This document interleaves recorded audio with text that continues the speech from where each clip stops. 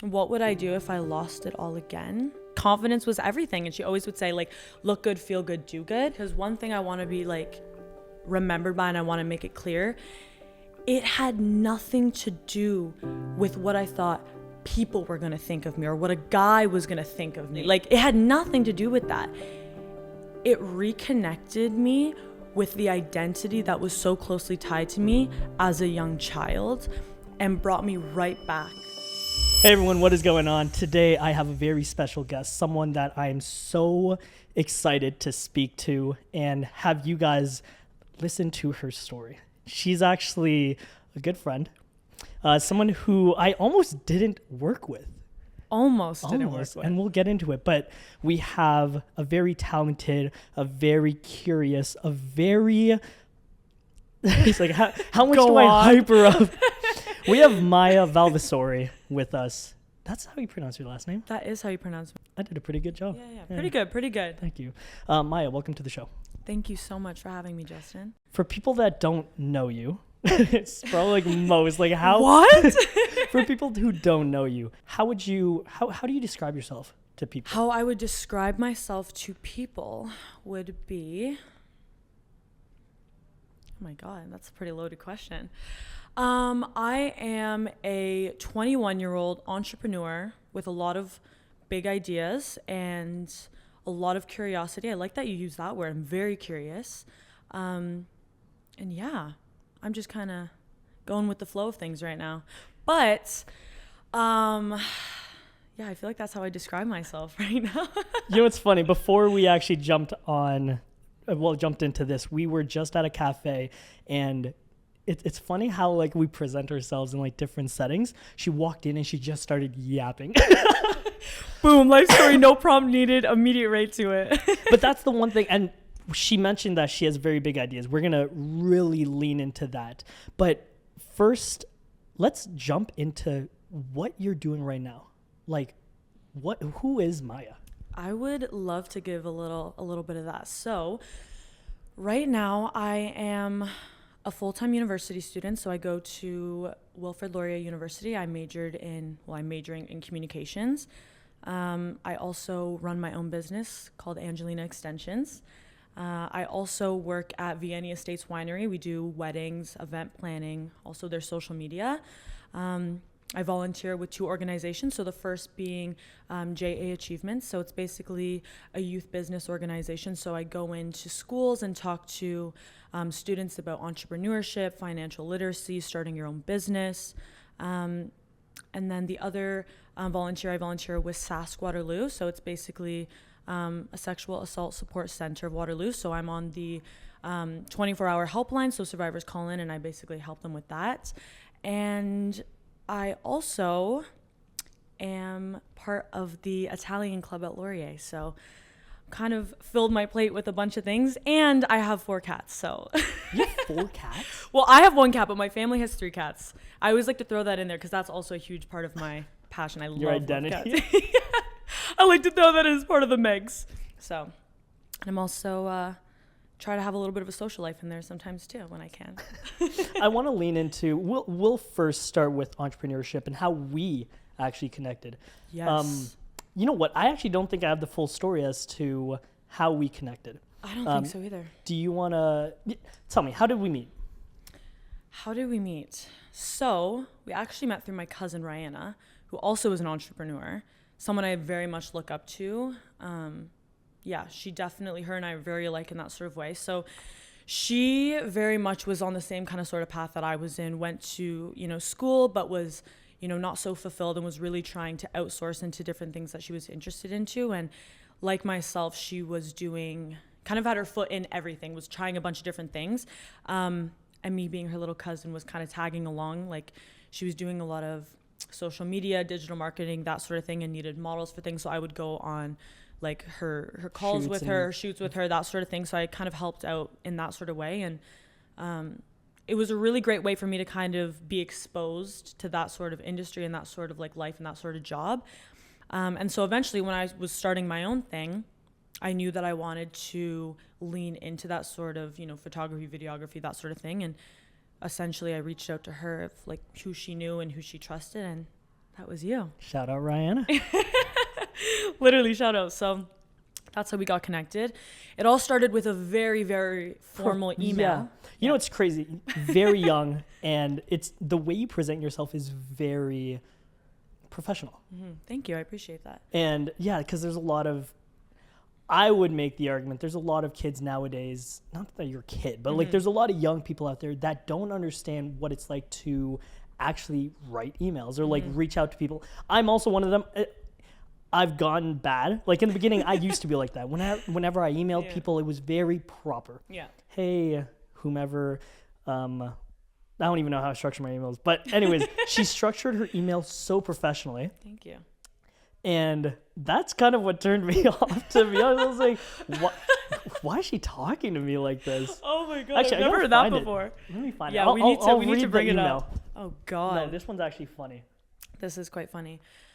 I think for me, you know, being so young and also the experiences that I've gone through with the jobs I've done, I never wanted my age to be something that was used against me. Wow, okay. Or that was, you know, something that would, you know, deter people from working with me, especially working in the wedding industry.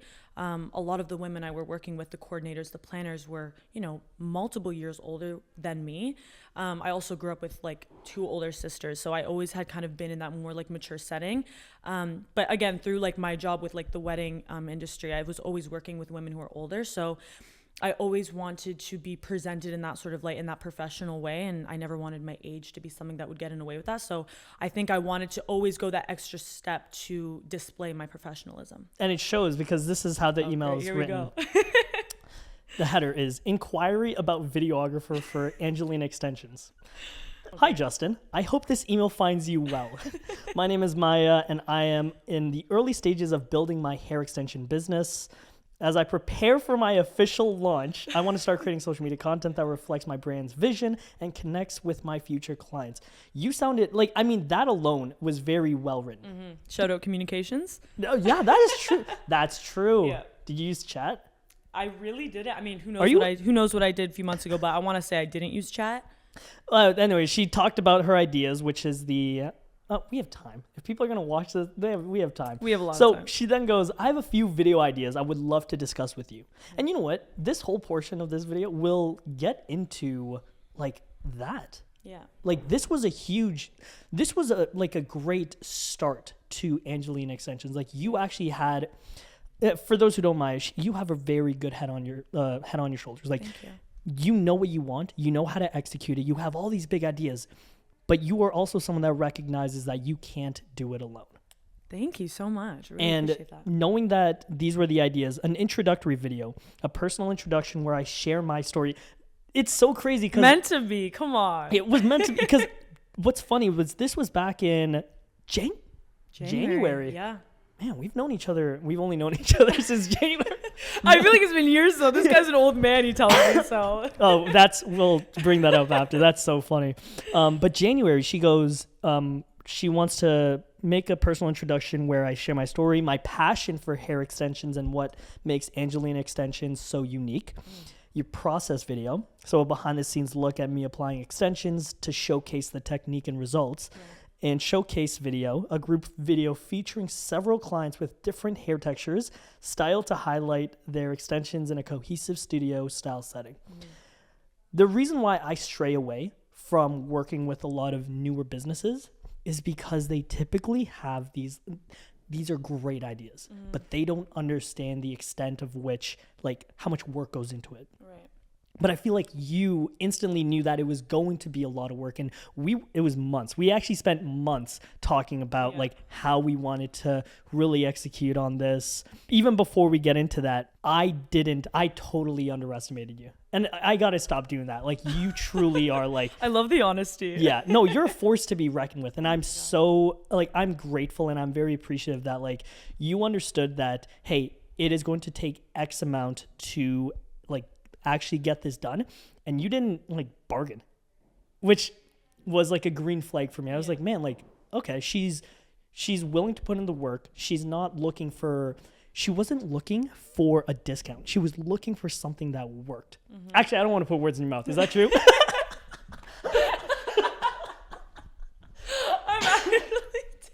If you let this guy will go on for hours. Sorry, no, you tell me, what was your thought process behind this video? Like, on top of like finding someone to work with, like, why those videos? I think that when I knew I wanted to start Angelina Extensions, I knew that if I was going to do it, I was going to do it right. And that is, you know, how I think with a lot of things. Like, if I'm going to do something, I'm going to go all for it. And like me being in like university, like I worked for months because like the whole starting my business, like the videos and everything was, and we kind of talked a little bit about this too, like being a risk taker and, you know, asking, borrowing to start your business, or like literally being like, oh my God, I'm too scared to do that. And I need to just like have it already going. And I think that there's pros and cons to both for sure, but I definitely wouldn't consider myself more on that risk taker side as much from the beginning. So like I knew that when I was going to do it, I was going to, you know, I worked for like a year to kind of save everything that I thought I needed to put into this. And I guess that in itself is a risk. But I never wanted to be under that pressure, like, oh my God, I gotta pay this back right now. Do you know what I mean? So anyways, what was the question? Where was that again? What did he say? See, like I go on my tangents too. The question was, what were you thinking? Like, I want to put me in your shoes. Put me in shoes in like January. I know I want to start Angelina Extensions because she hadn't started. Actually, let's even bring it all the way back even further. No, sorry. No, we'll start there. Angelina Extensions. Yeah. You knew you wanted to start it right. Right. I knew I wanted to start it right. I knew that in order for me to, again, display myself as the professional I wanted to be, I needed my work to show that. I wanted my videos to show that. I wanted my models who had the hair for the video, I needed that to show it. And so I knew to have the confidence in myself, to have the confidence in my work and all that thing, I needed to have a portfolio that backed that up. And those videos were that to me. It was that start to me. It was when someone asked, here you go, like, let me show you. And honestly, like, it really is as simple as that. I wanted something that was professional, that was solid, that I could stand on and be like, here's my work. So on top of it looking professional, because I mean, working with like a video production team, majority of the time you'll get the quality if you find the right people that has the right cameras. Your first video idea, and I still find it super intriguing, was the introduction video of wanting to share your story. Why was that important? I think even how this business came to be, you know, is really important and really special to me. You know, this wasn't just like I want to make money, like what's a quick business idea I can do for that? That this never really started off as that. You know, so there was definitely a story to it, and I did want to share that. However, even through the months that I've known you, and that's like so grateful, or that is a reason why I am and was so grateful to work with you, is because even through our time together, I've kind of gained even more of an understanding about how important sharing your story is, and how, you know, sometimes in a lot of cases that can sometimes even be more valuable to the work that you do. Like you always say, you know, when you lost your Instagram and that sort of thing happened, it wasn't you were going to lose all your business, because people wanted to work with you, for your story, for what you represented, for the energy that you bring. And, you know, I obviously had an inkling of that, hence why I wanted to do the introduction video, but I didn't realize how integral it was to my business until I started working with you, and until you really were like, this actually is your business. Like, your story is your business. And yeah, I think that it was just always there, and you really brought to light how important it was. What I love is one thing that I'm really trying to focus on is stories that carry a lesson. And while working with you, it's crazy how I'll call it pain, like the things that you went through in your past with your hair journey really shaped the way you look at life and the way you conduct business and even the way you hold yourself. Yeah. So if you're comfortable, I would love to lean into, even before we get into everything, I want to lean into your hair journey. Yes, I would love to do that. Take me back to, I guess, the insecurities you're facing with hair. Yeah. Like, take me back. Okay, well, let's go back. Time travel. So essentially, as early as I can remember, elementary school, my prime, I had super, super long, beautiful, natural hair. And I think that was like, my favorite thing about myself. It really was my confidence. It was my, like I said in my introduction video, it was my signature. And it really was. It was something I was very proud of, and I carried a lot of pride in my hair. And for people who get it, hair is a huge part of identity, especially for women. And Why do you think so?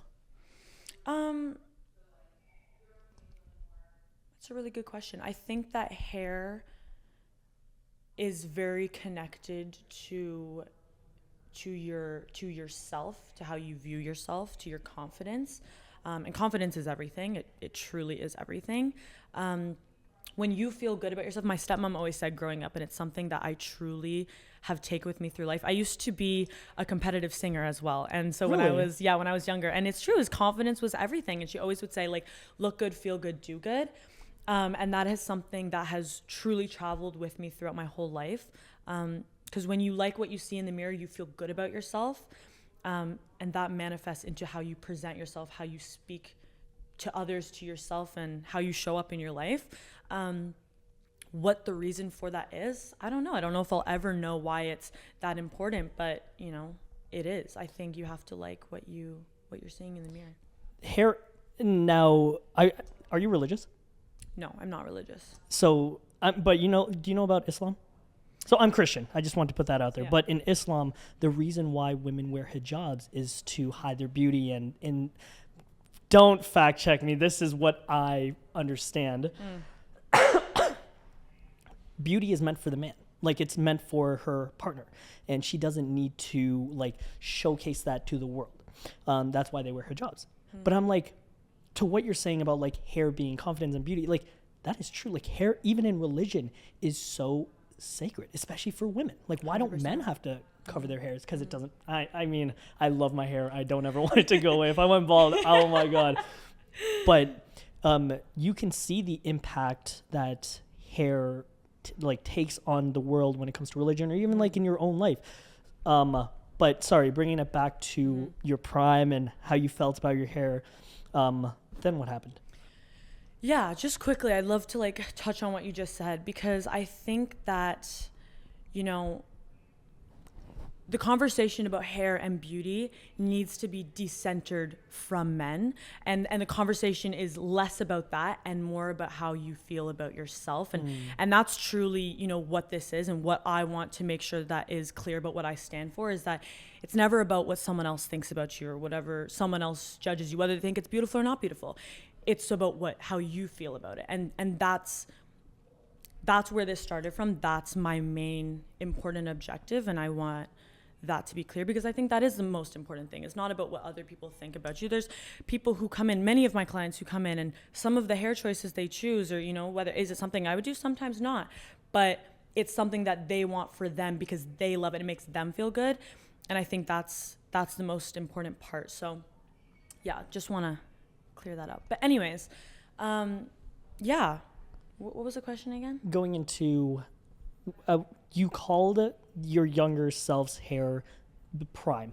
100%, yes.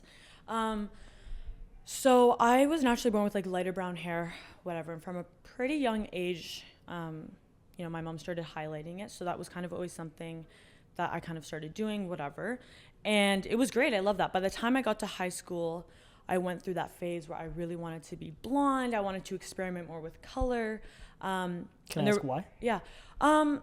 I don't know. I think that when you have like a certain hair color your whole life, there are some people that they want to start experimenting. They want to start, and for me it was with hair. I wanted to start experimenting with hair and with different colors. There were so many people who told me, don't do it. You're going to destroy your hair. Another thing about me, I'm quite stubborn. So no one was going to tell me I wasn't going to do it. So I did it anyways. And through that whole process, I basically did end up with extremely damaged hair. And it only took one bad experience for, my hair to be completely destroyed through like chemical damage and chemical cutting and that sort of thing. So I was in grade 10 at this time, and high school is already such a hard time where you're figuring yourself out and going through all these growing pains. And then on top of that, I felt like I had part of my identity completely stripped from me. And that's what I really want the focus of this to be, is identity for yourself, not for anyone else, but your own personal identity. And for whatever reason that is, it doesn't really matter. If it's something that's important to you, it's important to you. And so for hair, that was my thing. So, you know, being a pimple-faced high school kid with now hay for hair, you know, it was an extreme knock to my confidence. And that was seen through all avenues in my life, in school and in social life. And, you know, so high school was like an extremely hard time in that sort of sense, because you feel like you basically have, you know, no identity left. And it was really hard for me. So at that time, I really started getting into hair extensions, wigs, every sort of thing. So from grade 10 to like grade 12, I like had tried everything. I did tape-ins, I did clip-ins, I did like, again, wigs. I had every sort of color of wigs on Amazon, not on Amazon, wherever I could find it. I had those ponytail extensions, everything. And I was super, super into it. I loved it. And that's truly, I think, where my love for hair was like born, because it was a way that I was kind of giving, you know, re-giving myself that identity. My hair was like my security blanket, and through those sort of things I was able to replenish that for myself. So it was really important.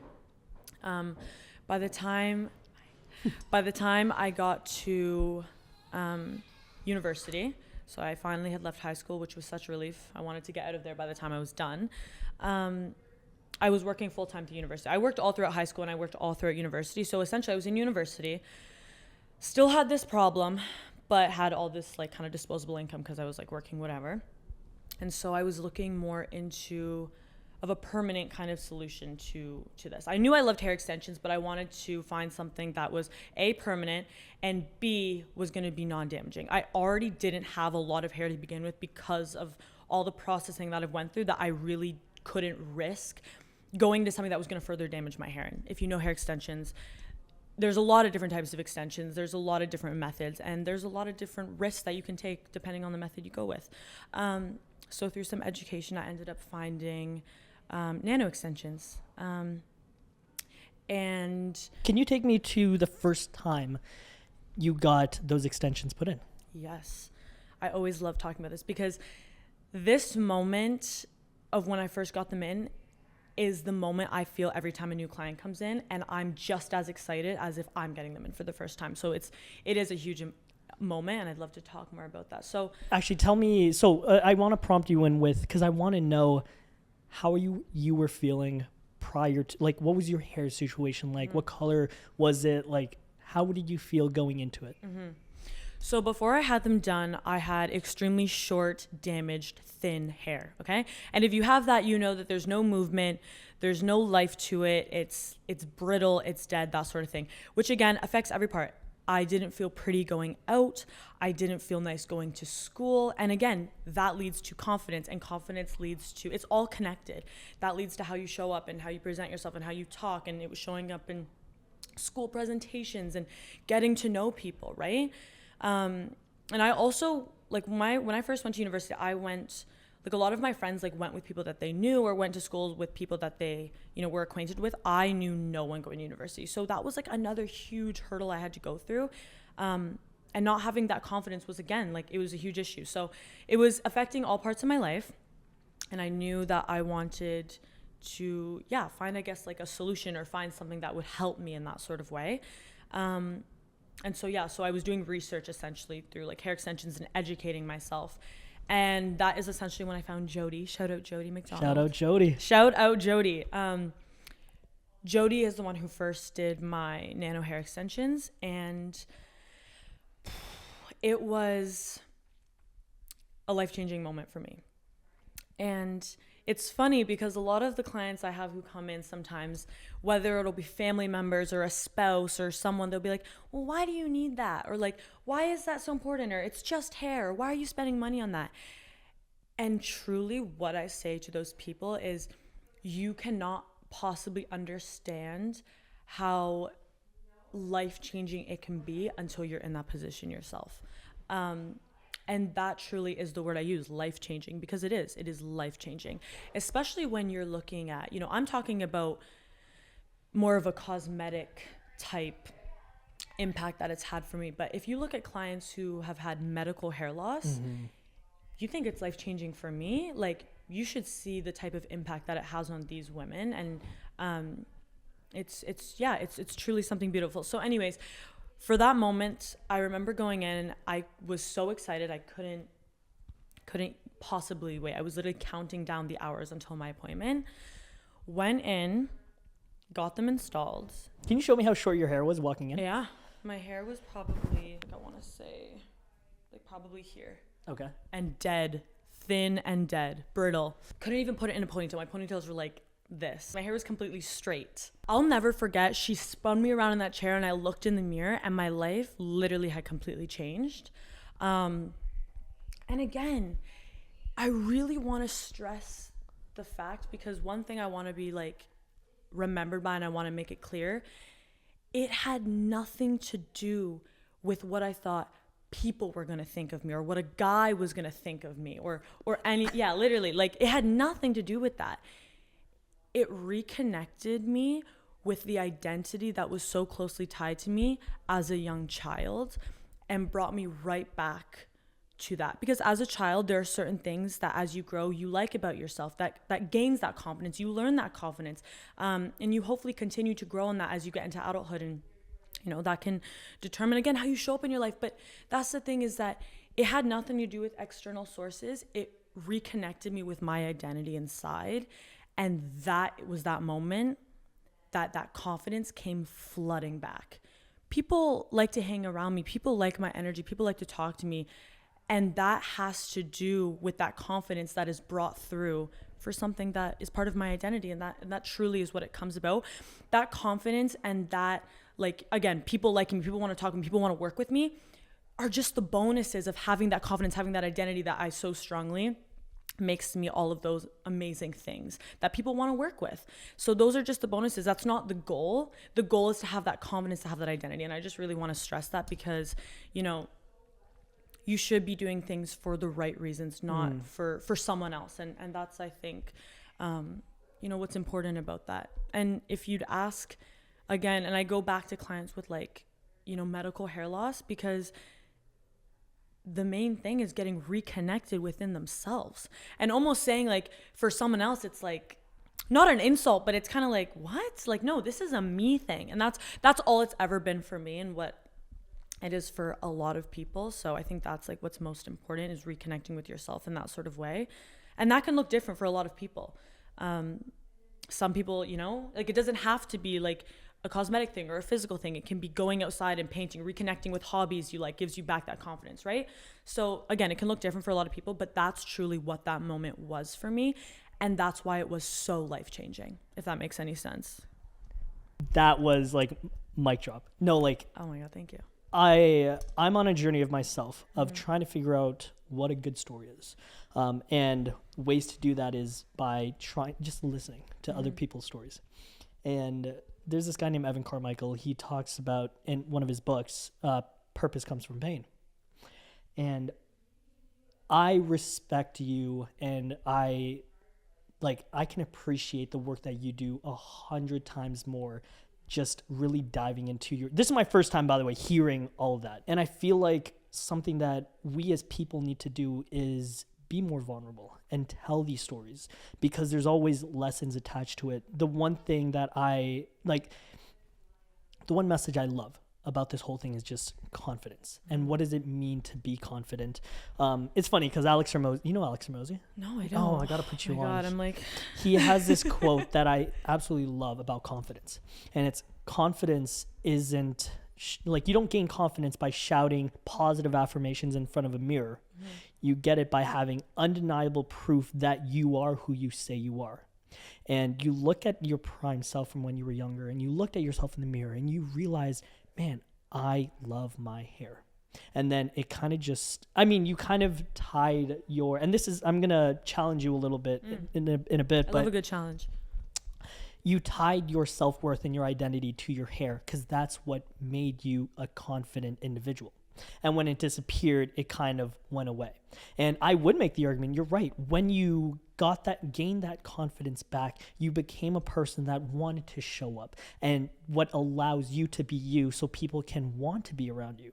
Because I can only imagine if you weren't a confident individual, you didn't speak, you speak very well, you hold yourself high. If you didn't feel beautiful, if you didn't feel confident, if you didn't feel like, quote unquote, like yourself, you wouldn't be that individual. Now, I do want to ask you, I mean, the lesson behind that is find your confidence. And you find confidence in your hair. And some people need that, to be honest.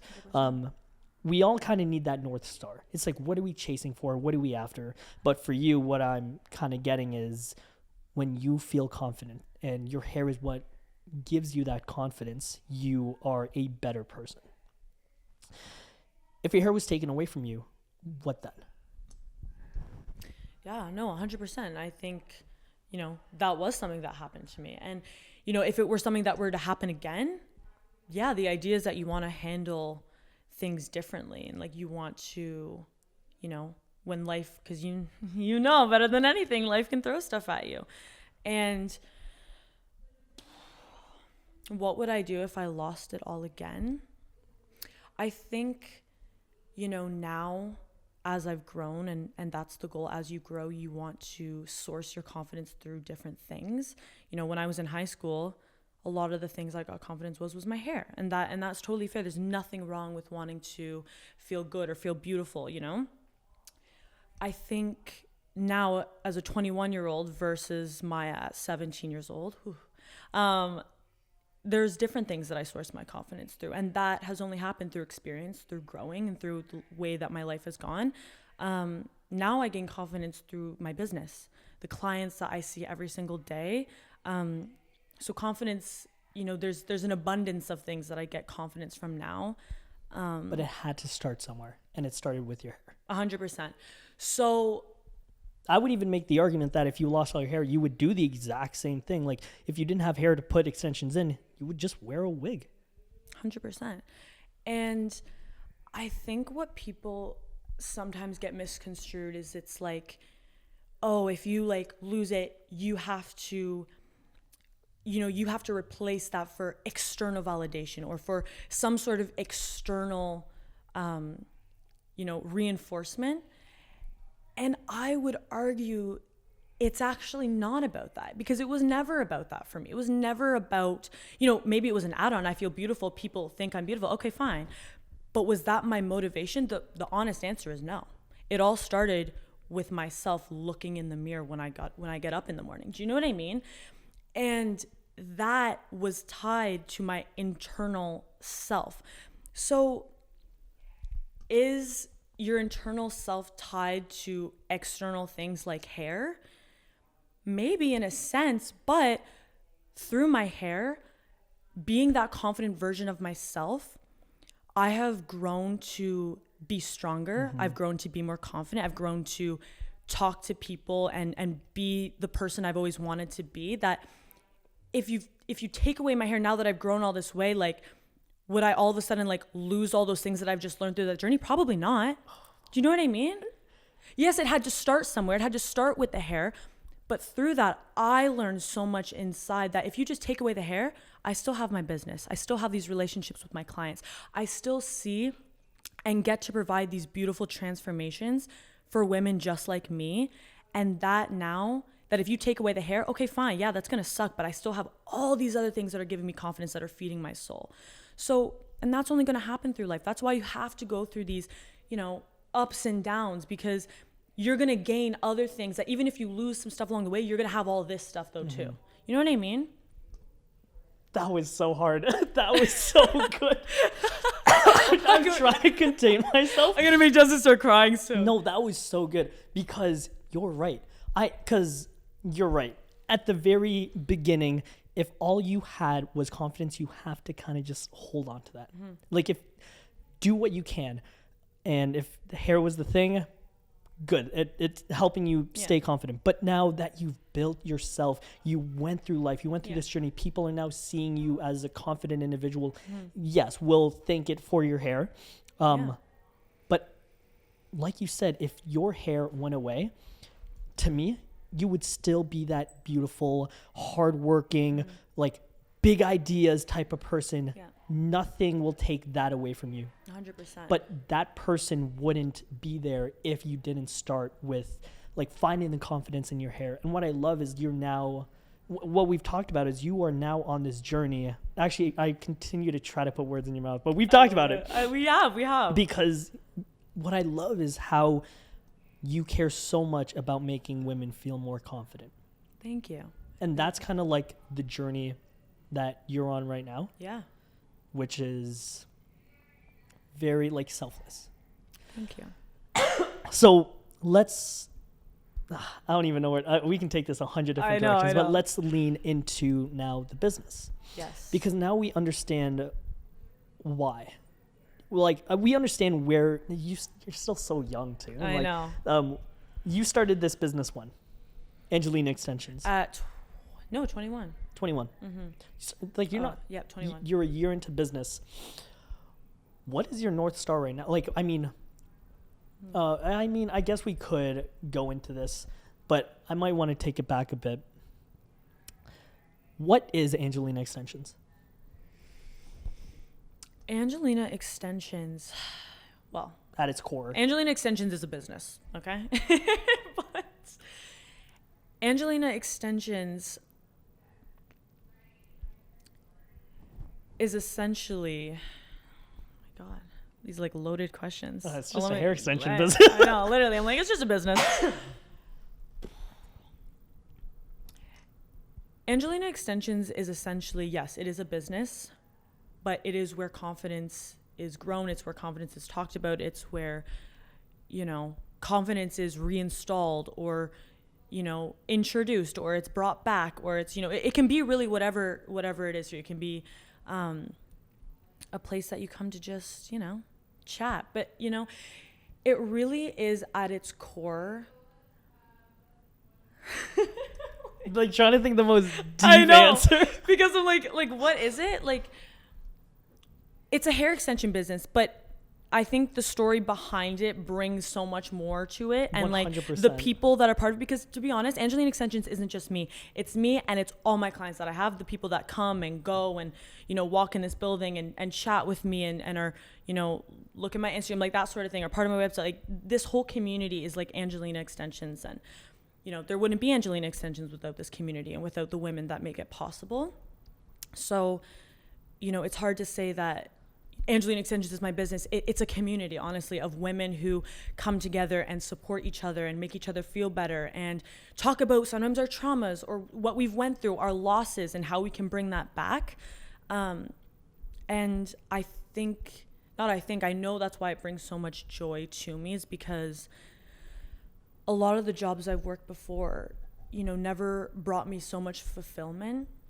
And every day I do this job, I'm reminded constantly the fulfillment that not only it brings to me but to others. And man, like if that can be like a job you can do, like I feel like I've reached, like it can only go up from there, because I've hit that, I'm fulfilled by what I do. I'm helping people every day. As long as I always have that, I know I'll always be in the right direction. Let's think big ideas. Okay. Let's think bigger than that. Where do you see Angelina Extensions going? I mean, because truthfully, like I say we as like we're doing it together. We just started. Yeah, literally. Where do we see Angelina Extensions going? I always love talking about this because, you know, even like, I feel like 17 is like, I love talking about from where I was when I was 17 to like 21. These are two huge ages in my life, and I hope to only like hit these milestone ages more and more as I go. And what's crazy is that was 5 years ago. I know. In my head, I was like, oh, that's not literally what that was like yesterday. Yeah. No, 5 years. And I still sometimes feel mentally 17, but COVID, I feel like I stopped aging after that. I feel like right? You couldn't have said that more. Like there couldn't be more mentally truth to I that. capped at 17, so I don't even know what I'm doing, but we're just gonna go with the flow. I always knew in my core I would start a business. You know, my mom is an entrepreneur. Crazy. Talk to me about your mom. I'd love to talk about my mom. Yeah, please. Because I want to, pause on that. I was going to ask you, when we were at the coffee shop, she was telling me that her mom was an entrepreneur. And I was like, this is something we need to talk about. Yes. So we didn't talk about it at the coffee shop. I'm glad we get to bring it up now. Yeah. And after, because I want to know, like, what shaped you to be the person that you are? Something went in my eye. So I'm just scratching it right now. Oh my God. Who shaped you to be who you are? Tell me about your mom. My mom is literally the most amazing human ever. I met her at the shoot. Yeah. Your mom. My mom was is one so of the models, sweet. and during my introduction, my mom literally was like brought to tears, and I could see her. I couldn't even look at her because everything that my business stands for, everything that it is everything that she possibly tried to teach me about confidence, about uplifting women, about, you know, together we're stronger.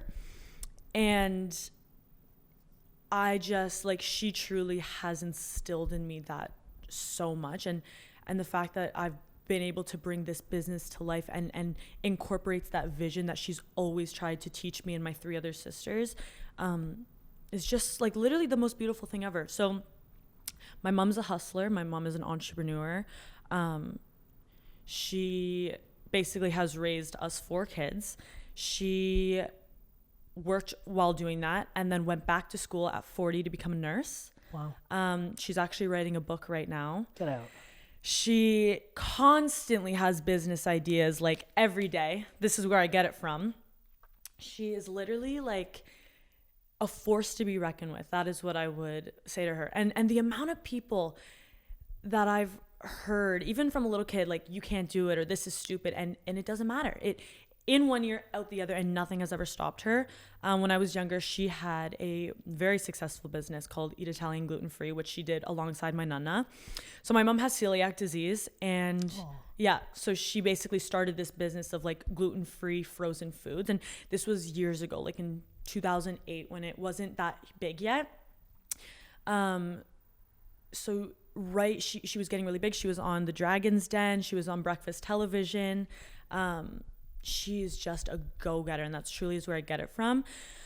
Due to outside circumstances, unfortunately, it wasn't able to go the lengths, but that has never stopped her. As soon as that was done, no problem, on to the next, school, writing the book. And so now she's working on this other business idea with my nana that I'm also incorporating into this Italian club that I'm doing now at Laurier. So, and it's really funny, actually, because just last week, so how it kind of happened is it was Monday, and I basically had called my nana, and I was like, Nana, I have this great idea for like this like Italian club.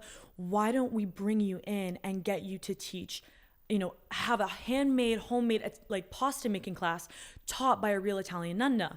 And the idea was that I wanted to bring, you know, traditions and culture that has, you know, taught and passed down in my Italian family and share that kind of with our community. So that was my idea. And she was like, okay.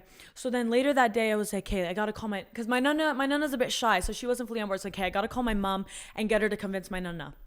So I called my mom, was like, Mom, I have this great idea for this like Italian club. It's going to be a great way to get the community together. I tell her this whole idea. She's like, did you call Nana already? And I go, yeah, I did. She was like, well, I literally just called Nana earlier today, and I had this exact same idea. So she starts freaking out because essentially we both had this idea and both called my nana, but yet have never talked to each other about this idea. So anyways, we like literally even to this day are starstruck because we're like, wow, we both had this idea. We both didn't even know about it or talk to each other about it, and we both came up with it for different reasons. But anyways, yeah, that was my little tangent on that. Anyways, my mom, total entrepreneur. This is where I get all of it from. And wait, talk to us about the business. Oh, this Italian thing. So at first it was going to be something that we were just going to do in our house. But now obviously being part of the Italian club, it is an actual event that we're going to bring into the classroom at Laurier. So, you know, we really kind of got it going. And she was able to convince my nana. That was kind of the missing piece there, but she convinced her. So it's happening. yeah, that's kind of, we got the ball rolling on that. But again, basically my mom has never been the person that if something doesn't work out, that never is going to stop her. It's within immediate, she is on to the next idea. And I think that, you know, growing up with someone like that, you yourself become like a force to be reckoned with. Like nothing is going to hinder or deter me because I know that it's just, you know, on to the next, on to the next. I was listening to this one guy talk about the likeness of someone to be successful. And he brought it down to a trait in which if someone says they're going to do something, the speed in which they actually take action and or if they take action at all will determine how successful a person will be. Yeah. So just knowing that your mom is someone that'll have an idea, take action, if it fails sucks, but move on to the next thing is so powerful. And I like that's, if there's anything that like, if I was your mom, that is something I would definitely want you to kind of like take, because I mean, you're still so young. You got so much going with like school and work and business and like you said, your personal life. Like you're so go. And you're not scared to take action, which is such a rare trait. I know a lot of people that sit on ideas. And we were just talking about a business I say we as if she didn't bring it to me. We were talking about a business it's a idea. phenomenal idea. We're not gonna, or gatekeeping the hell out of it until it's we're out there. gatekeeping it, but Because I'm telling you, the minute it is such a great idea. thank you. Like, and I'm so, one of these days we just gotta sit and I just gotta pick your brain on these ideas. Please do. Literally. Once that, like, that is something that once it's out there, someone else is going to take. Yeah. Because there's a lot of, there's big thinkers and there's action takers. And I truly believe that you were both. The problem is you only have one life. So it's just like, what are you going to do? Literally. I gotta figure my stuff out. But you have nothing but time. Yeah, I know. You literally have nothing but time. I can't wait to be done school. So I can just like, all this extra time I'll have. Yeah. And I feel like I could not be more excited for that. And I was telling you this too, even when we were at like, you know, the cafe, but my life has become exceptionally better surrounding myself with people exactly like you, with like these big thinkers and action takers, because I think you're the exact same way. And when I started hanging around people who thought like that, who think like that, even Laura, like I'm here every day with someone like that, it has also changed the way that I am. Because I honestly, I've always had these ideas, like I've always been an idea person, but I don't think I always used to be the action person. And I think that urgency started coming when I started hanging around the right people and having the right conversations. Because even with you, like we were at breakfast for like an hour, and I felt energized immediately as we started talking. And those are the people you want to be talking with, that make you feel energized, that make your ideas have this like flame under them. And it like produces that motivation. Obviously, you have to have some of that yourself, but yeah. And like through that motivation, like the way I even look at like mistakes now is so different from how I used to look at like mistakes like a year ago. You know what I mean? And mistakes used to be something that really did like deter me from pushing forward. And even like, you know, nowadays, like when I mess up or when I'm like shit like that, you know, there's always that like speck of doubt, like, oh man, it would be easy to just. But truly now, what overtakes that is like it, and as cheesy as this sounds, like it truly is a lesson. And like it's now like my mindset has shifted so much more as well. And like again, that is like a huge part of like the people I've surrounded myself with. I'm a huge believer in like, I don't know who said the quote, but it's like, show me your friends and I'll show you your future. And I truly am a believer in that. And when I started making those changes, when I started hanging around the right people and being with the right people, you know, all those things kind of started to follow as well, you know? There's a quote that I love, which is the work begins when the motivation ends. And it's so easy to get to work when you're motivated. It's so easy when like everything's flowing and going your way. And like, especially starting off, like everything is so great. But then the question is, once everything starts going south, and that's where most businesses fail, most businesses and most like ideas kind of like plunder. It's when that motivation ends. Okay, we're going to come back to mentorship because I really do want to talk about Laura. But I want to ask you, I don't even know if you've gotten to this point yet about like burnout Yeah. or like lack of motivation, or like when discipline starts kicking in. But talk to me about like in your business, or in your life with work, or however you're like progressing through life, has the motivation ended, and where does the discipline start? I mean, I think that motivation is something that you do actively have to be, watering, and like actively have to, like, I like to talk about it like in a plant, like as like a plant kind of like metaphor, because it is something that you have to, water and give light and all of that stuff too, for sure. But I think, like, kind of going back to what you're talking about, like about the business thing, like how this all started, like I always knew in my core, in my heart, I was going to be a business owner. I didn't know what, I didn't know how, but I knew I was going to be a business owner.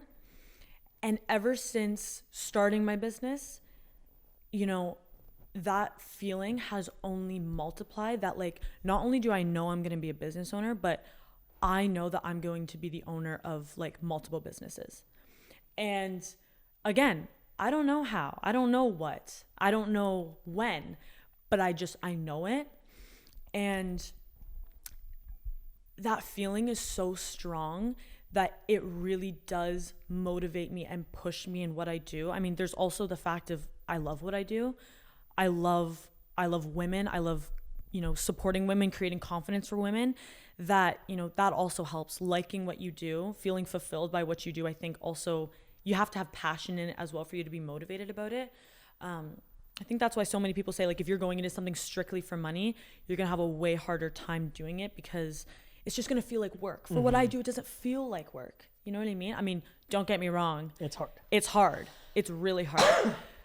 But the payoff is just so much better. Like, I think about it, for example, because again, I've always been that kid.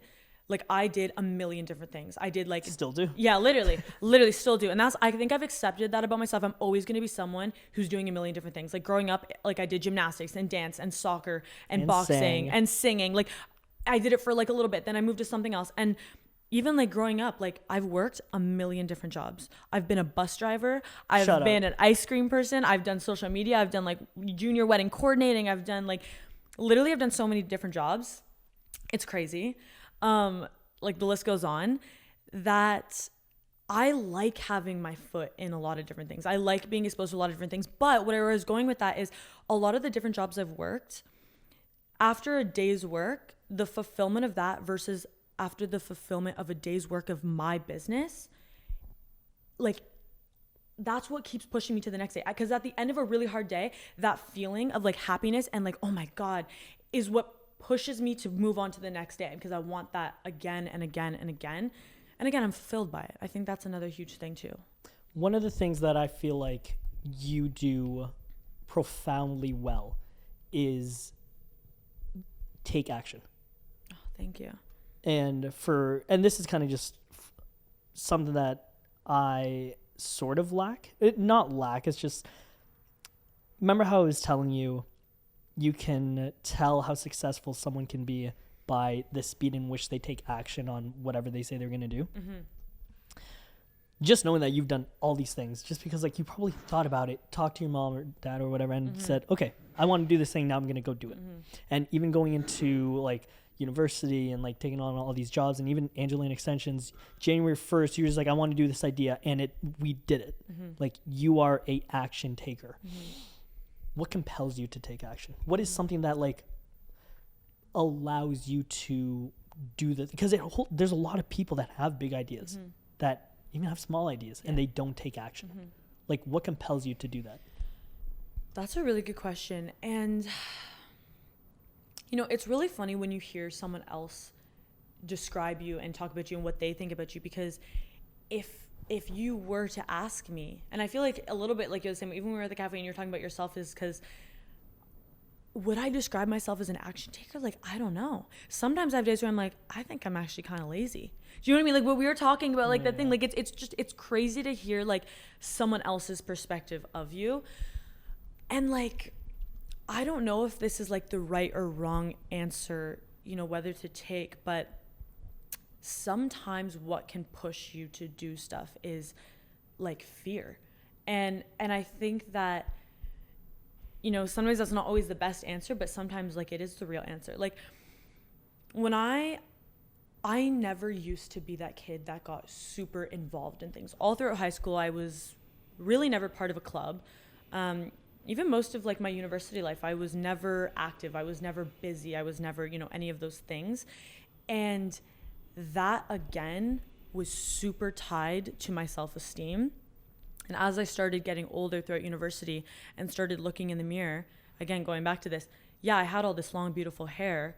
But when I looked in the mirror, I was like, what am I doing with my life? What am I doing? Like, what makes me different? What makes me valuable? What makes me special? And again, like that idea that confidence is tied more to these external factors. Yes, it started with hair, whatever. But as I started getting older, I needed something more, because I wasn't going to be complicit with just being average or just being, you know, the minimum. I needed more. And I'm also extremely stubborn. So I need to have something that makes me feel proud.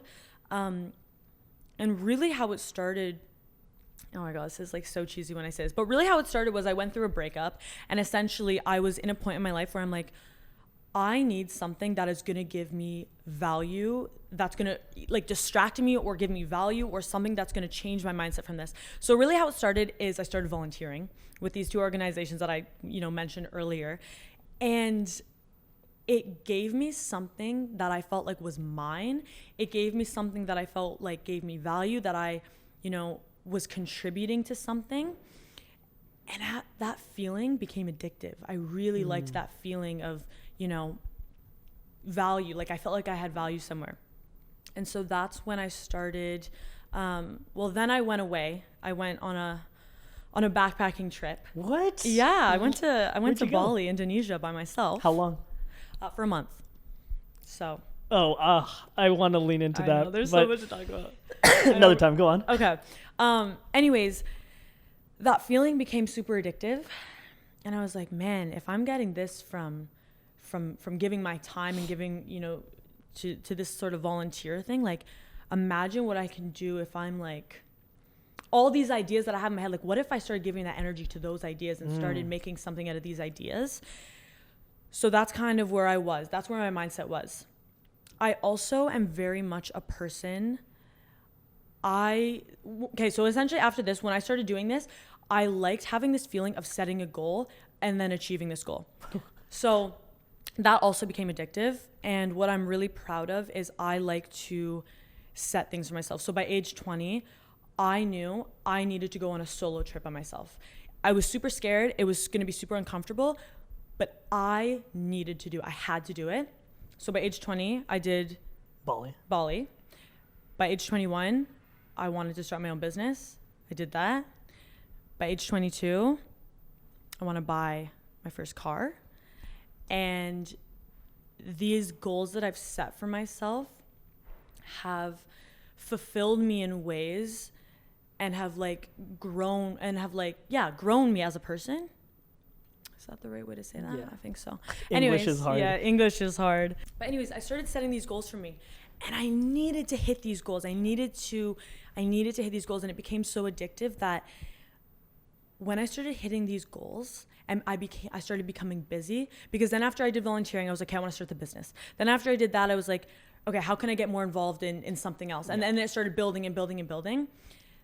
That when I look in the mirror now, my hair is like the least interesting thing about me. Wow. Do you know what I mean? I do. And that's kind of where I was playing on with that thing. Is like, yes, I had to start like that. I was also 17 years old. When I was 17, I didn't have this business. I didn't have the experience of traveling by myself. I didn't do those things. So my hair was the thing I had to grab onto. But through that, I've gained all these other tools now that I have in my belt, that even if I lose hair, again, that's like the least interesting about me. I have all these other experiencing, all these other things I've done, that I feel like even if I go through like a breakup or a job loss or lose the hair, whatever, there are all these things that give me this fulfillment that just keeps me going and going, because I truly like the person I am. I like what I see when I look in the mirror, and I like the person that's inside that everything else follows that. Do you know what I mean? But I had to go through those experiences to change the person I was inside, that now I like the person. But like, you know, does that make sense? You just continue to push the narrative of you being an action taker. I cannot believe it's like, I know you, but I don't like know you. I can't believe you went to Bali for a month. That's crazy. Oh my God. We never talked about that. No. Oh my God. But even on top of that, just knowing that you have these goals set for yourself and you are truly taking action. What I want to do is I want to look at your notes and be like, what are all these ideas? What are all these goals? What are your timelines for each of them? Because, oh man, there's something I heard about adding time is the thing that adds pressure. So like we could set goals all we want and we know we're going to achieve it. But the moment we put like a time constraint on it, that's when pressure is truly added. Yeah. So I'll give you a quick manifestation story. Oh, I love this. Back in 2021, I had written down on a piece of paper, I am, because when you manifest, you write in present tense, I am running a successful video production company. I made 6 figures. I made $100,000. I wrote it specifically because at the time I had never made anything more than 50, right? And then the last one is I have a team. Like those are the 3 things that I remember writing down. Burnt it, sent it to the world, and in a year. Oh, you burnt it? Yeah, because you gotta burnt it and throw it into the world. Like put it into some witchy. This guy's like, gonna sage his apartment. Yeah, next. I know. But I had done that, and in a year it all came true. Yeah, wow. And like I've told that story so many times. I was like, oh, manifesting works. Da, da, da. I told the same story to Evan Carmichael. And he looked at me and said, doesn't it just suck that you dreamt so small? Oh my God. Damn. I was like, what? And this is where I've given you a lot of like push and pulls. And I'm going to ask you the same thing. It's just like, and this is what I mean, life is just learning lessons without the scars. That's why we network. That's why we connect with like people, like-minded individuals. My next question to you is, what do you fear? Because if you, and I want to put some context to that question.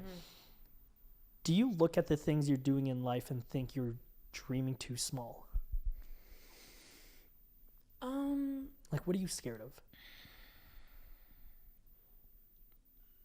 Oh no, is this gonna be one of those failure? I'm scared of failure. Mic drop. It could be, I don't know. You don't, and like being super authentic, you do not look like you are someone that is fearful of failure. I feel like you embrace that. Yeah, I think. It sucks to go through it. Oh yeah, it does suck to go through it, and it sucks to make like mistakes. Yeah, and it sucks to be in that pit. Like, but isn't it a blessing? So to even true. Be in the situation that you could fail. Yeah, because you could not. I could not. It would suck if I did, but I think that my mindset has changed around that so much. You know what I mean? Like how I was even talking about like making mistakes and messing up. Like even my mindset has changed so much around that too, because failing or making a mistake, like if your mindset is like that's the end point, that's the cutoff, like that's, and as cheesy as that, like that's not the end point, that's part of the bigger picture, that's part of the bigger journey. Part of your story. And when you can like change your mindset to think bigger than that, it doesn't seem that scary. And again, going back to mom, that was a huge thing. Like she had multiple businesses that failed, ideas that didn't work out, and she never made a big deal out of it. It was like, okay, right on to the next. And that's the thing, is like, yes, it can suck in the moment, and some failures can feel way bigger than others. And even through my business, there's been times where like things have happened that I've truly been like, oh my God, like this is it. The difference between successful people and people who stop right there is you just have to keep going. You just have to keep pushing forward as hard as it is. You just have to. Like it is as simple as that. You just have to. And there's this oh my God, her name's, I think it's Lisa. Laura knows her. Laura follows her, and now I follow her, and she's amazing. I'm terrible with names and all that stuff, but it's so true. And her main thing is you just have to keep showing up. And I have found that to be true in my business, because through my business, I have tried to install that practice. So far, it's done so well, just the keep showing up thing. So cross your fingers. But yeah, like you have to keep showing up. And that's truly what I try to do. I obviously am human and have fears of failure. I think everyone has fears of like failing or, that sort of thing. But I try, when I start going down that thought process, I have to actively try to pick myself back up and think bigger than that. So yeah, what am I afraid of? I don't know. I think on some levels I'm afraid that I'll put all this work into something and it be for nothing. But then again, there is that other side of me that it's like, if I put all this work into something and nothing happens, or, it doesn't go anywhere, A, I'm just going to do something else and start again. And B, even the person I've become through this like 8 months of my business that I've had, I already am loving the person I've become through this, that like, it's not going to be for nothing, because I've already changed and grown so much that like, the more I do, the more I'm going to change and grow so much that like, even if it all fails, at least I'm going to be a stronger person that'll have the skill set to just pick up and start something else. And let alone the people that you've probably met along the way. 100%. Which is like, yeah, like I am no stranger to like where I've come from either. And like how lucky I was for my start too, because not all of it was that I was just an action taker. A lot of it was that I was so fortunate to be given the start that I was given. The people that have been my mentors as well is a huge part of the reason why I am where I am today. Yeah. Yes. Yeah, there we go. Let's talk about mentorship and the people that you've met in your business. Mm-hmm. Specifically, Laura McDougall. Shout out Laura. She's upstairs. She could probably hear us. Laura. Yeah. How did that relationship begin? Oh, this is like my favorite thing to talk about, because I talk about Laura whenever I have the time to. Whenever someone else, I'd love to talk about her. So essentially, I just want to start off with saying that Laura truly is the most amazing person I have actually ever met. And, again, like if this all ends in flames, the fact that I've been able to meet her and build this connection with her is like truly been like one of the most valuable things that I've gained throughout this whole experience. So essentially how it started was, again, going back to my story with Jody. She educated me, trained me, and she knew that I was going to be basically doing hair in Grimsby. That's where I wanted to set up my business. And she also had trained Laura, who was originally doing nano hair extensions. Get out. Yeah. So Laura actually was doing nano hair extensions in Grimsby for about a year. Her main passion is obviously like skincare. She's like, that's like her She's thing. the GOAT in the industry. Yes, she is. She's also a force to be reckoned with. Not only does she have Ritual House where we are right now, but she also has like a business consulting business. She also has like a skin aesthetics distribution company. So talk about a woman that does it all. Yeah, literally talk about a woman who does it all. So, I've just been so lucky to have all these women who are literally like go-getters, forced to be reckoned with, like as my kind of shining star. So anyways, Jody essentially connected us, and I'll never forget, it was about in March of this year, and we had set up a little meeting, and I basically came here to Ritual House. We met, and it was one of those things where it was like immediately like hit it off. And so originally what was happening is Laura wanted to get out of hair, and I was basically like, perfect. Like you're want to get into hair. Yeah, like, I'm getting into hair. So essentially it was like I took over her clientele that she had, and basically started like setting up shop here. So she not only gave me a physical place for my business, but has given me, I always say I've learned more about business and strategy and people in the 8 months that I've been here than the last 3 years that I've been in communications at Laurier. Yeah. Because communications is kind of an umbrella, and there is like business aspects involved in that, and classes I've taken that are, business classes. But again, all of that, the important stuff has been learned like right here in this building, and majorly from her. So yeah. So anyways, so now we've been together for, yeah, I guess it's like been about 8 months. I feel like I've known her for Forever. years. I did her wedding hair. And yeah, it was just one of those things that we quickly took off, both professionally and also personally. Like our relationship really just like bloomed into something amazing. And I would not be where I am today without her. She was a huge part of that. And I never want that to, like, I always want that to be a huge part of my story because she is a huge part of my story. And, you know, having a business can be hard. And not only can it be hard, it can be isolating and lonely. And it's such a beautiful thing because a young business owner like myself, having someone like her who has all this experience and mentorship, like, that she constantly is giving me every single day and picking me up on the hardest days when you're in those pits. And every single time she has picked me up and has put me back right on the right track. And that's like another reason why it is so important, the people you surround yourself, because they can sometimes be, you know, they can sometimes make or break you, especially on those really, really hard days where you just want to quit. You just want to stop, you know? The reason why that's so important, and like truly shout out to Laura, because the way you describe her is exactly like what every mentor should be. Yeah. Like she's so successful. She's in a space, she's in a place where like she wants to give back. And like, I mean, we're both of us, like we're still I know I've been in business for like 5 years, but I'm still like, I know nothing. Yeah. And what's so crazy is when you first start business, you think like you start off thinking, oh, I know everything. I'm going to do everything. And then it slowly begins to like real life becomes like. You quickly realize how little you know.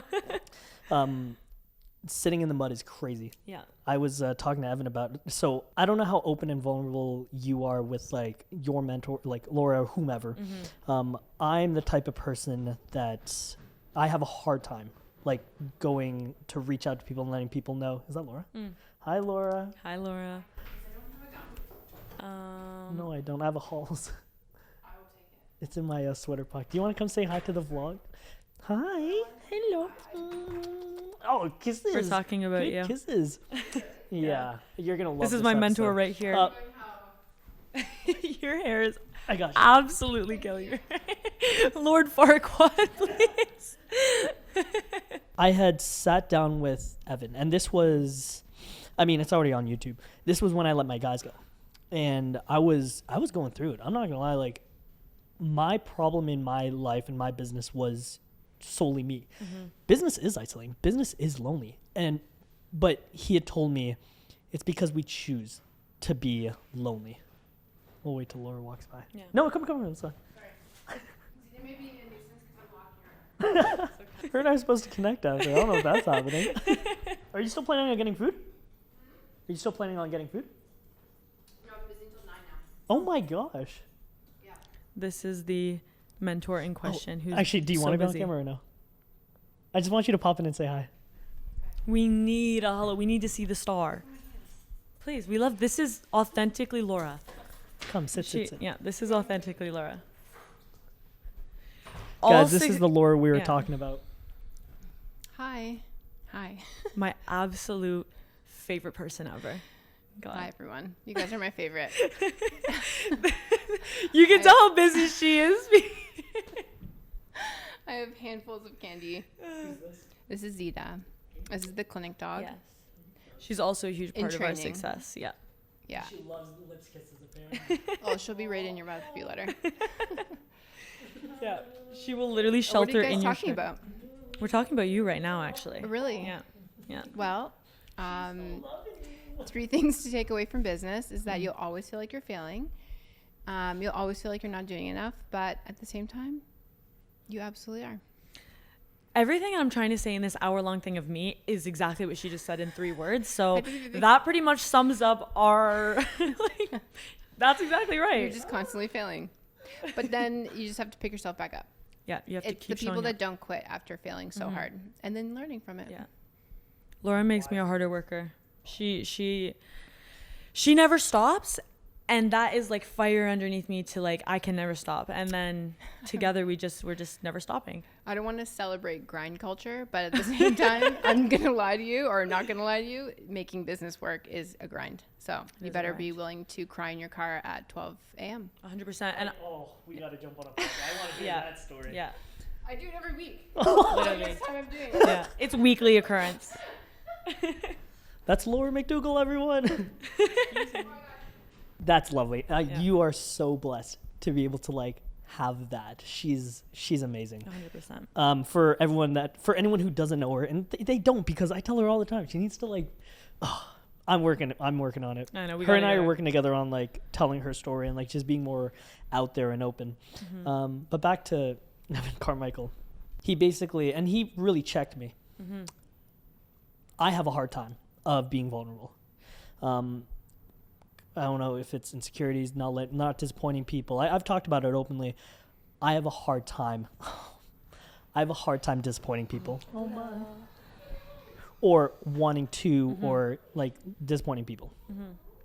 So I always just talked about the highlights of business. I always said, oh, business is doing really well. We're doing great.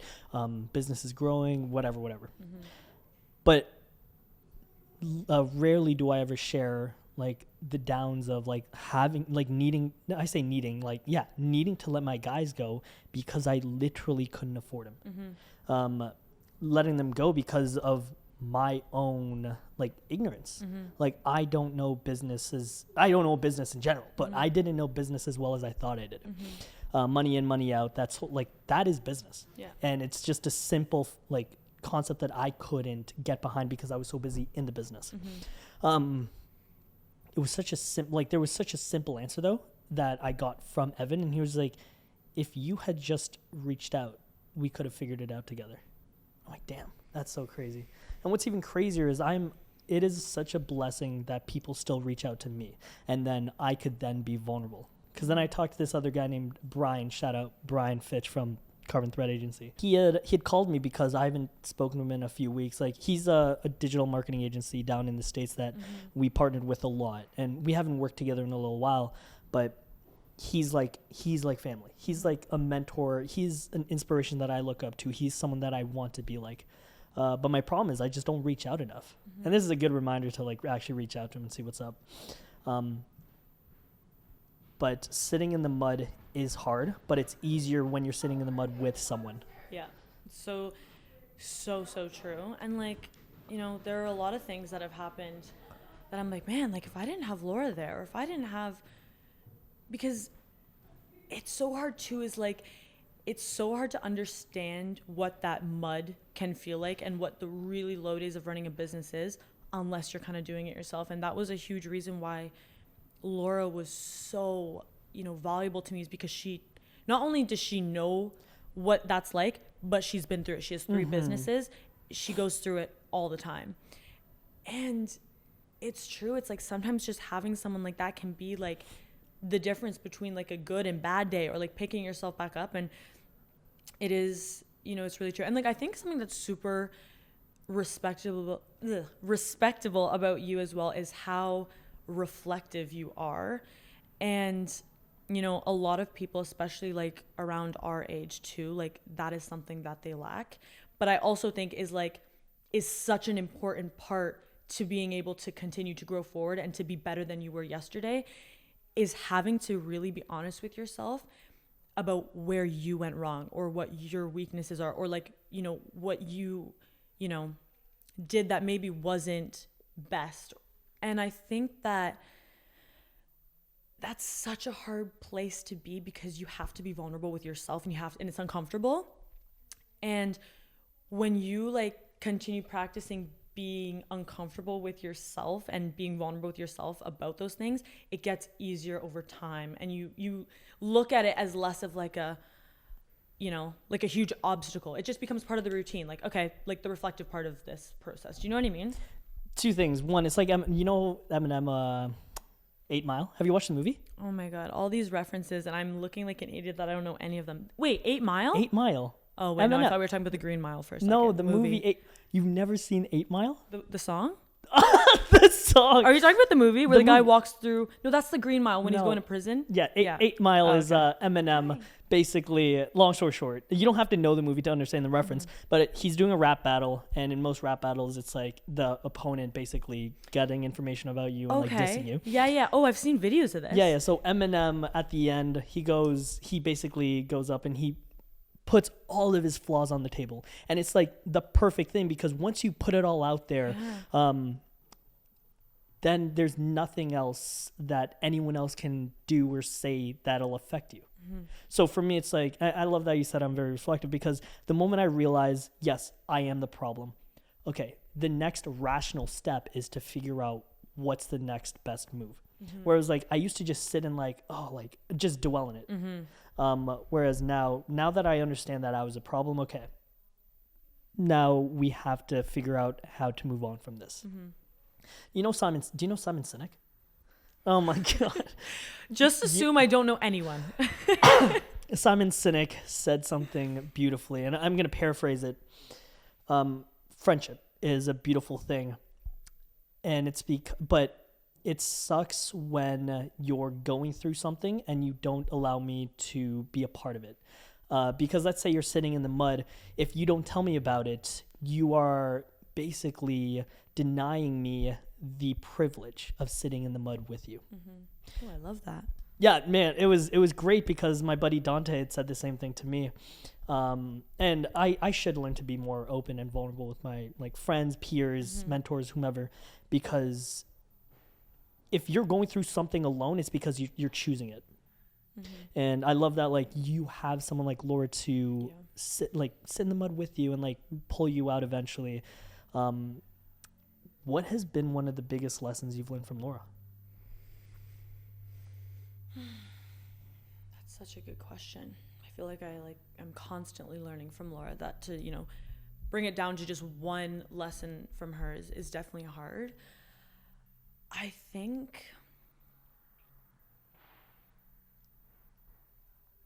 the biggest lesson I've learned from her is not even one direct thing, but just when I think of Laura, she is a business-minded person. And what I mean by being a business-minded person, she doesn't burn bridges. She doesn't let failure or mistakes, stop her from continuing her businesses. She is the person that is going to walk across the street, go introduce herself. Hey, I'm Laura. I'm whatever. Here are my business cards. I'd love to work with you. That I don't know if that she has taught me one direct lesson. She has made me more of a business-minded person. And that encompasses all of these different lessons of being more outgoing, being more friendly, being more, social and thinking like a business owner, thinking strategy. And so, that is my answer. I feel like the person I was in January is so completely different from the person I am now. And that really comes down to being more of like a business-minded person. And that really bleeds into like, just, I'm always thinking about how can this benefit my business? For example, I love Love Island. I don't know if anyone else loves Love Island, but I love Love Island. And this summer, I basically was scouting around different events that were going on for Love Island because me and my friends love Love Island. And there was this huge event happening at Mademoiselle in Toronto. It was essentially a huge viewing party with a lot of, girls, guys, whatever, my age, around our age, whatever. And Maya last year would have been like, oh my God, this is just a great, like, I love Love Island. I want to go watch this with all my friends, whatever. This year, I'm like, what a great business opportunity. I'm going to bring all my business cards. I'm going to bring Nano Extensions. What a great way to talk to people, potential clientele my age, the perfect amount. And I'm going to bring all of my business materials and I'm going to go network. I ended up going to this event and I went with one of my really good friends and I did exactly that. We ended up meeting these amazing girls who, were actually like these influencers from Niagara. Happened to be from Niagara, same as us. They ended up driving me and my friend home that day. We had an amazing time and we're still in contact to this day. We have each other on socials. And that type of mindset, that type of thinking would have never happened if I didn't learn that from Laura. So I think it wasn't one lesson I taught from her. It was me as a person. I'm more of a business-minded person because of her. That's crazy. It is crazy. It's truly crazy. And it's just like when you look back at like things like that, it's like you can see the personal development, and that all again ties back into like, damn, like I like who I am when I look in the mirror now because I think like that and I think differently. And that, you know, when you start feeling that way about yourself, you become unstoppable. You know what I mean? That's so cringe. Oh my God. I hated that. You become unstoppable. I got one last question for you. Perfect. But we have to do this again. We have to do this again. There's so many more questions and so much I want to do. I have to talk about my whole Bali trip. We have to do this again. Yeah. Last question. Okay. I'm ready. What is your story?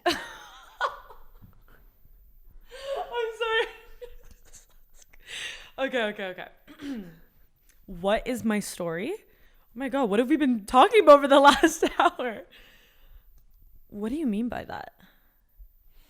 It's funny. Whenever I ask that question, I have zero expectation of an answer. Oh, okay. That makes it a bit easier.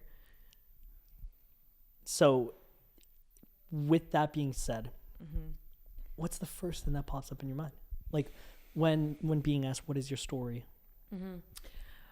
Well, my story is ever evolving, ever continuing, and my story is really just beginning, and I can feel that it's just getting to the good part.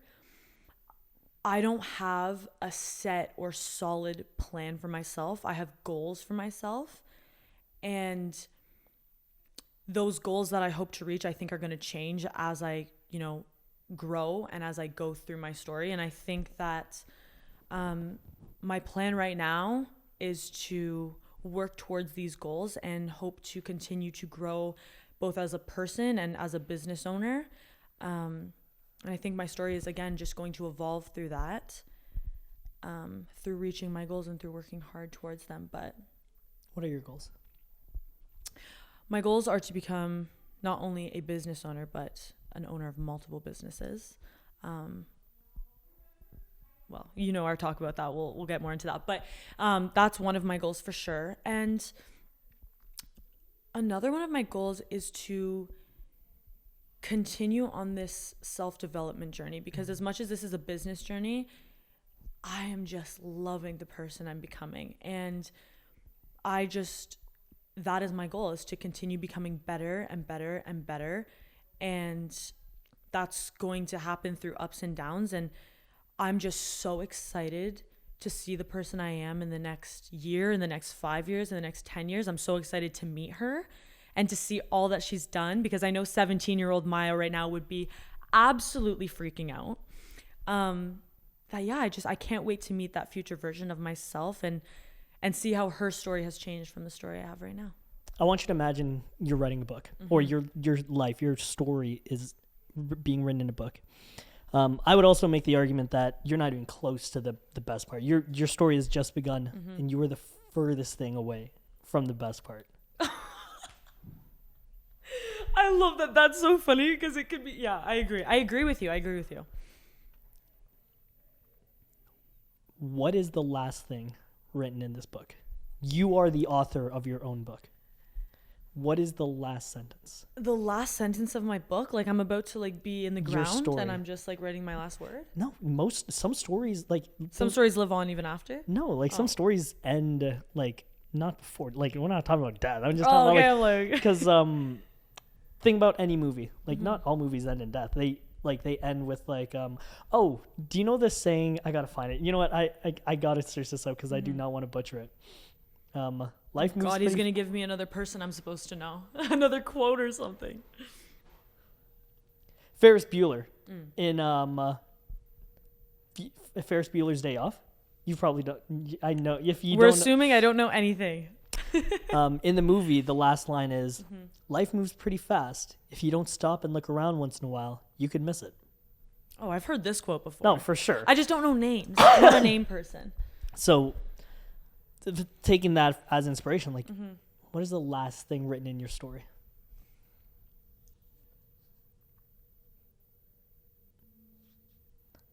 and I can't even help you out. It could. Don't let me put words in your mouth like I've been this whole episode. I think what I'm struggling with this question is that it feels almost like what I like so much about my story is that I don't know. Do you know what I mean? Of course. And like my business so far has like really was a feeling of I just know I'm gonna have business. I know I'm gonna have these things. That like putting some sort of like final word to it is like I don't know. And I like that I don't know, because in the I don't know, there's so much opportunity and wonder and things that I'm going to experience that it's so hard to give like one line, because the truth is like my story is like, I don't know, but I'm so excited. You know what I'm excited for? You know? I'm excited to ask you the same question in like a few months or even a couple of years. Me too.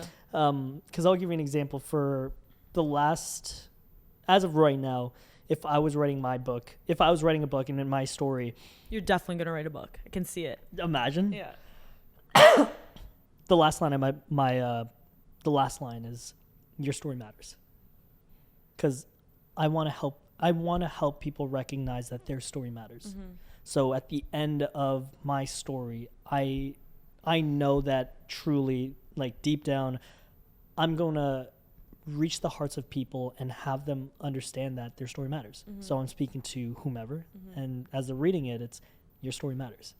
But for you, it could stem around confidence, because your story isn't your business. Your story isn't just your hair. Your story isn't going to Bali. Those are all just things that happen in your story. But your story is you. 100%. You know, even just like you saying that, it really resonated with me so much, just because truly when I do think of you and you as a person, and even more than your business, but like I feel like you very much give people platforms to share those like most amazing things. And I agree with you. I think people's story is like one of the most like beautiful and unique things about people, and the fact that you bring those sometimes most intimate and sensitive things to light is like such a beautiful thing that you do. And I think I'm still discovering what my story is. Mm-hmm. And it's just I think when it really comes down to it is I don't know. I think that's what my line is. If I was writing a book right now, it would be, I don't know, but I'm so excited. And I would add a little, so excited, if you know what I mean. That's phenomenal. You know what I'm saying? Do you know, and there's one quote that I say quote, it was just something I heard someone say. Something you made up. It was like beautiful. It was, nope, not that. Oh, where is it? It was such a good one. Oh, here it is. I know this guy literally has like an album of quotes that Yo, you're I dead ass too. I just know it. It's we don't know isn't a license to invent an answer, but to find it. So it's like, you're right. Like, just because you don't know right now doesn't mean you have to figure out the answer right now, but you're excited, which I absolutely love. I love that. And to most, like, there's a lot of people going through exactly what you're going through. And that's why I think stories are so, dude, your story literally touched me. And I know that like, this story is going to find the right person, and they're just going to go on a deep dive of who Mya is. God, I love that. And I hope that, well, one, I hope we continue this friendship, and you continue, or at least I encourage you to keep telling your story over and over and over again. Thank you so much for, giving me the opportunity to share my story. And So cringe. I'm serious. I truly, I know we're going to continue our friendship, because just like-minded people like us, we gotta support each other, Locked in. And I am so excited to even see us from like a year from now, 5 years from now, and like having the same conversation, like what it all changes to as well. And yeah, I agree with that. I look up to you a lot, and I'm so happy that you know, I'm not like religious, but I definitely am like, you know, universe, spiritual, that sort of sense, that I'm so happy that we were put on each other's paths. And yeah, I'm very excited to continue this friendship, to learn and grow from each other and stuff like that. And yeah, it's gonna be a great story. I can tell this is gonna be a good one. This is gonna be a good one. You know, I look up to you. Wow. And I'm like decades younger than him. That's crazy. It's because she's taller than me. He's vertically challenged, he says. I do. And I love getting inspiration from like you said, like mine. You've been in business for a year, but and I've been in 5, but we're literally still in this same boat. Yeah. But anyways, we're probably gonna go get some food. Yeah. Everyone, thank you so much for tuning in. Maya, where can people find you? You can find me at Angelina Extensions on Instagram or angelinaextensions.com for my website. Where else can they find you? You can also find me, Mya Angelina Valvasori. Is that account private? No, public. Public? Okay. I swear it was private. Gotta get my story out there. There we go. You gonna start YouTube? I already did YouTube back in elementary. I might have to circle back. Good. Maya, thank you so much for your time. Seriously, I appreciate you. Thank you so much for having me, Justin. And thank you so much for listening. Wow, that was great.